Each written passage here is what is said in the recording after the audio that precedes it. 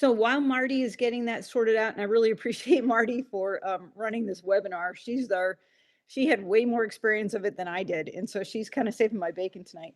Um, I just wanted to say that people don't realize that we're really in a two-front war when it comes to marijuana.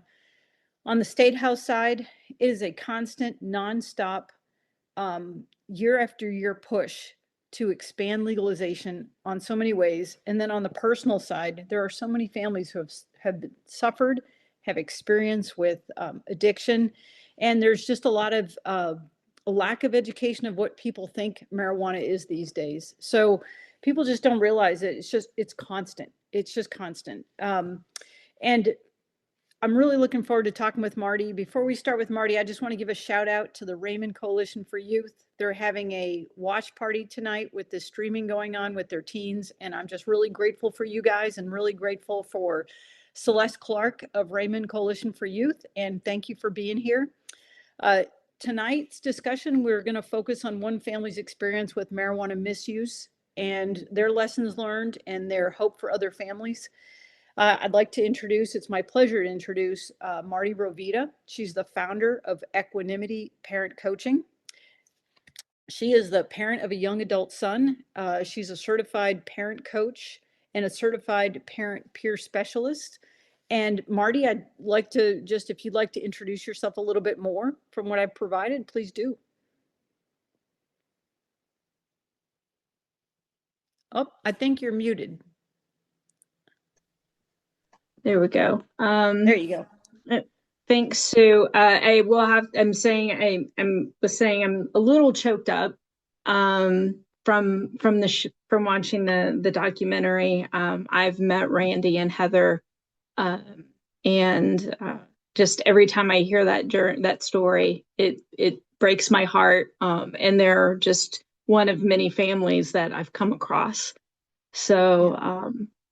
Yeah. So, but yes, I'm a parent coach, and I came to this from my own family's personal journey, and can relate to every family that shared in the documentary. So, and that's why I do the work that I do. Well, tell me, before your family's experience with marijuana, what was your perception of what the drug is? My perception of marijuana before our journey started was that it was no big deal. It was like having an alcoholic beverage. It's how people relaxed. It was just an organic way of relaxing. I had no concept of the chemistry behind it and how it had slowly been increasing. And it was just, I had no understanding of that, nor the impact on brain development. And I will say that I'd been around it. I did not like being around it. I did not like the smell of it.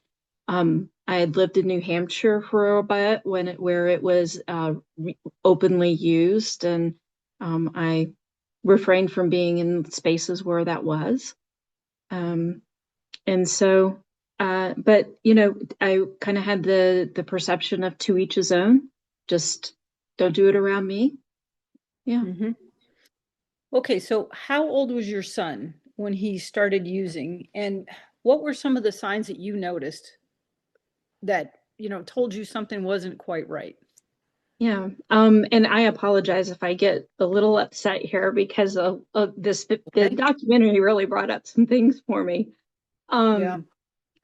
So I didn't find out until much later. But my son actually started using at the age of 13. But the symptoms of his use really didn't come to fruition until about 16. And around his 16th birthday, I noticed it just was, I asked him about having a 16th birthday party, and I said, get me a list of friends to have, make this something special. And he said, I don't know who I'd invite. I don't have any friends. Oh, And that was completely counter to anything that I had known, that I had witnessed up to then. He was active in soccer and um, club soccer, active at church, uh, uh, an accelerated student in school. And so it was completely counter to what I had been seeing up until that point. mm-hmm. But at that time, that just raised the red flags for me, and I just started to observe him and keep an eye on him. And over Mm-hmm. about a 9 month period, I just slowly watched my son turn into someone I didn't know. It started with anxiety, depression. His personality started to change. I kind of marked it all up to him just going through, you know, growing pains, right? He Mm-hmm. was shifting friend groups. So I was just under the assumption that he was trying to fit in with a different crowd. Yeah. And so, but there was definitely the anxiety, the depression, isolating from our family, which had up to pretty much that point, we were a pretty tight knit family of three, Mm-hmm. and going to Mm-hmm. church together. And, he lost motivation. He was all about, his soccer career and school and getting ready to go, preparing himself to go play college soccer and get an engineering degree. And all Mm-hmm. of that just slowly dwindled away. And he started hanging out with a whole different group of friends that were not coming to our home to introduce themselves. He wasn't bringing them around, and he was out and about. And even Mm-hmm. had a few incidences where my son actually physically picked me up and moved me out of his way because I was in his way of doing something that wasn't a healthy choice for him. And that's really hard because I have 4 children and they're young adults now. My youngest is 20. And during their teen years, it's always difficult because you're always sort of testing the water and trying to figure out, is this because of this? Is this normal teen behavior? Is this something else happening? And especially with sons. I mean, I have 2 sons, and there comes a point where if you're having a conflict, you're very aware that your son's getting pretty big, and Mm-hmm. so it's just a difficult time for people. And you're already expecting changes, and it's really hard for a parent to sift through all that data and know what they're trying to make sure what they are seeing is what they think they're seeing. So Mm-hmm. what was the hardest part for this journey for your family? How did it affect you and your husband and the dynamic with your son? Yes, so the I think the hardest part was seeing my son suffer, watch him Mm-hmm. become a ghost of who he was. He Mm-hmm. was and not loving himself. He had always been just sunshine, in my life. And I just slowly started seeing this person turn to gray. Yeah.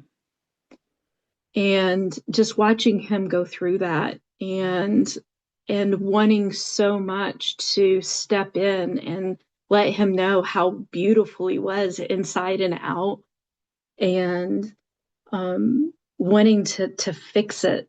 Um, it was I was of the state that, oh, he can stop this, you know Mm-hmm. he and I can fix this. We've gotten through harder things. We had moved around. We have done, we Mm-hmm. had gone through challenges. I can fix this. I can make him better. I Mm-hmm. can, make him love himself again. Yeah. And that was the hardest part for me, and for my husband and I. It was just, we had we had zero control over this, and the Mm-hmm. whole complete frustration of just watching him suffer. And the more he slipped away from us, the more we tried to hold on to him. And the more we tried to hold on to him, the more he kept stepping away. And it just snowballed.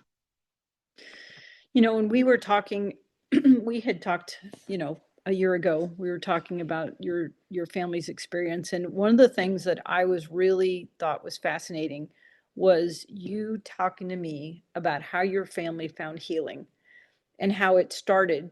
You felt like it started with you and your husband changing the way that you approach the situation. And I would love to hear more about that actually. Okay. Yes. So the beautiful part of the local recovery program that our son started in had a parent support group.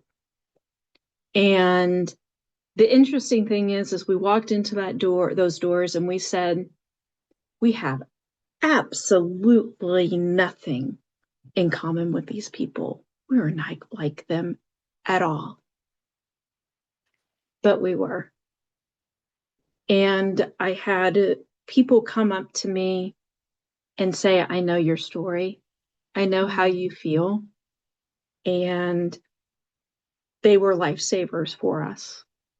And so we had people to help shine a light on a path for us to travel. We stumbled quite a bit on trying to figure out what our next right steps were, letting go of that habit to want to control, track, lecture. No, you're supposed to be doing this. No, you're supposed to be doing that. Those were hard things to let go of. But ultimately, we got to the point where we had to surrender. And that point was after 9 months of going through an inpatient or an outpatient program, and then a 45-day inpatient program, and then back into the outpatient program, he ultimately was kicked out. Okay. And we said, there's nothing else we can do. And so we gave him the option of having to leave the home at barely 17 or going to inpatient, and was very grateful for that. So when we dropped him off at inpatient and driving home, my husband and I spent 4 hours talking about how something had to change, and that had to be us. Mm-hmm. Mm-hmm. Do you feel like you and your husband had to sort of steel yourself, for he could have gone 50% one way, 50% another. He could have said, I'm not going to inpatient. I'm going to just leave the house and couch surf with a friend or something. And I mean, was that, I'm sure that was just a monumental kind of moment for you all. Were there other things that like smaller things that you felt like you had to steel yourself about? Or that you approached him differently with from that point on, when you all and your husband decided to sort of approach it differently and, Oh, work on your reaction to things? What are some of the other things that you kind of thought about? well, we had to completely change who we were, and as we showed up as parents, we Mm-hmm. had to work on who we were, our desire to control someone outside of ourselves, and realize that we had zero control over our son and his choices. And he had burnt most of his bridges, so we were hedging our bets on his choice. But Mm-hmm.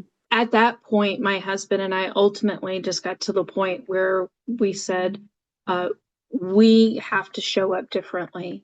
And so while our son was at his inpatient program, if we weren't working, we were working on us. We were Mm-hmm. participating in our local parent program, which was 12-step based. So we were working a 12-step program. We were attending parent meetings, quite not just our local one, but our other ones that were available to us, Mm-hmm. therapy, individually, and marriage counseling. Mm-hmm. The whole 3 months that our son was away, if we weren't working, we were working on us. And Yeah. yeah. Oh, I was just going to say, it sounds like being besides all the other things you've done, but also being a part of a community was helpful for you all? Was it like an Al-Anon type of Correct. program? Okay. Yes. Yes. Yeah. And so you felt like that was a very useful tool for you all to be around other families. Yes, because the opposite of addiction is connection. Yeah. Yeah. It's true. It's very true. And it's probably very isolating. It's isolating for your son. But it's probably very isolating for parents because, it's not something that you're not talking about it with the neighborhoods, the neighbors with the barbecue, and you're not, maybe you don't want to tell your parents, maybe they're older and you don't want to burden them with this. I mean, I can imagine it can be very lonely. It's So, very isolating, yes. The yeah, shame, the stigma, yeah. very Yeah. isolating, yes. So one of the things that you had mentioned to me before was that you had said that there was a point where your son said, "You guys are different." And I thought that was really neat. And I just wondered, what was that moment? What was happening in that moment that prompted him to say that?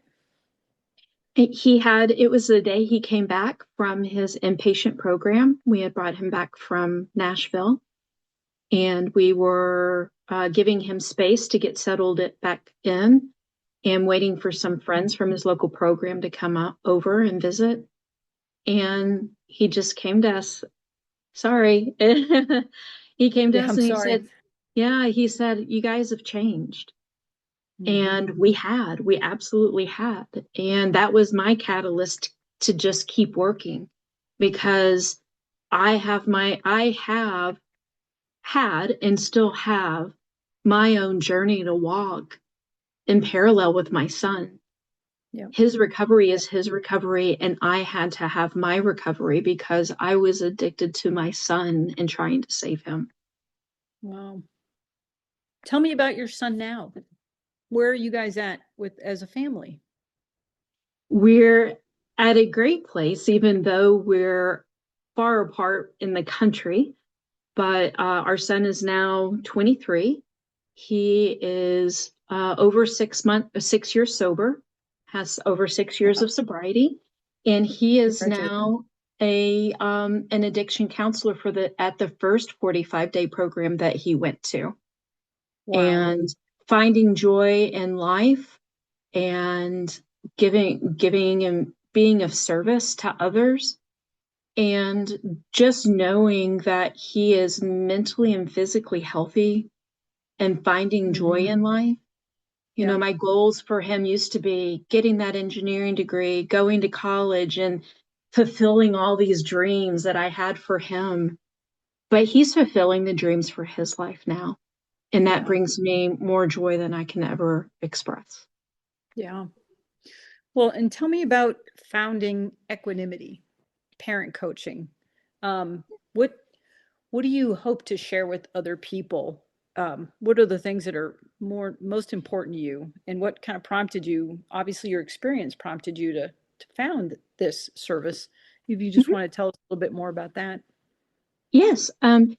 I started Equanimity parent coaching after, I'd been on my journey for a few years, and again was so grateful for the programs that had supported our family and had such great benefit from the parent support group of the local program. I offered to start a virtual parent support group for Hmm. the program that he went to last. And they were like, absolutely, go for it. So I started it. I started a virtual parent support group.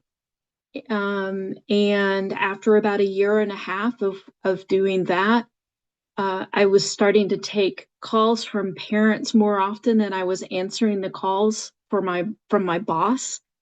And I was just like, this is what I want to do. I want to help families find peace and Hmm. serenity no matter what their child's choices are, because we don't have control over that. Yeah. Yeah. So I pursued getting some certifications and launched Equanimity Parent Coaching to just help other parents find peace in Hmm. whatever storm they're in the middle of. and hopefully walk the healing journey for their families. What would you like to leave parents with? What's the message you like to communicate to parents and others when you talk with them? That they're not alone. You are not alone on this journey. You are not the only ones that are walking this journey. You're not the only ones crying every night through this, wanting to hold on to your child and wanting to keep them safe. You're not alone in that, but there are ways of showing up differently to help them walk the path of mental and physical health. And by doing that, that is through education, like doing things such as this, educating yourself on THC and the impact on the world, on kids and young adults, the impact on their brains. So educating yourself on that, on substance use disorder, addiction. It's a disease. It's not something to be ashamed of. It is a disease, just like somebody having cancer or diabetes. And there is hope there. So educating themselves and then learning tools and to regulate ourselves so that as we're walking through this storm, we can show up in a calm, loving manner for our child who is struggling. And helping them, especially in the early stages of them in their sobriety, learning to manage their own emotions without soothing them with substances is really hard and very raw. So learning to regulate ourselves so that we can help them co-regulate, and providing them a safe place to be. And then also just the connection. And it's being a safe place to land, providing a safe home where they feel like they can come and just be and know that they can come and talk to us about anything. There's so many times that my son would come in upset about things before I had started working on myself. And after a while, I had learned that it's not personal. It's not about me. And holding space for him to be able to be open and honest and connect with me and share what's going on in his life with no judgment and no plan on trying to fix it for him. Just a space for him to feel. And then lead. And by leading, what I did is I worked my own recovery program. I walked a parallel journey. I modeled for him, I'm stressed out and concerned. I will call my sponsor, or I'll call someone else, just as they would need to do the same for themselves on their journey. So being a loving, connected leader for our children in our home. Yeah. And I think that's just really hard. I know I'm a type A. So if there's any other type A's out there, you think you want to fix everything. And, and so much so when the stakes are higher, when it comes to your child's physical and mental well-being. And I think you and I know we share this. The message I want people to take away from this is to talk to your children.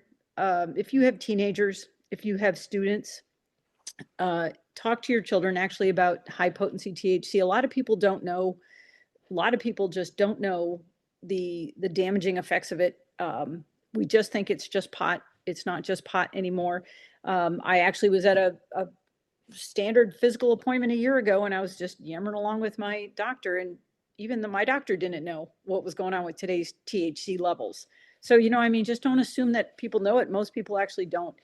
And another thing is talk to other parents, talk to their schools, see what they're seeing in school.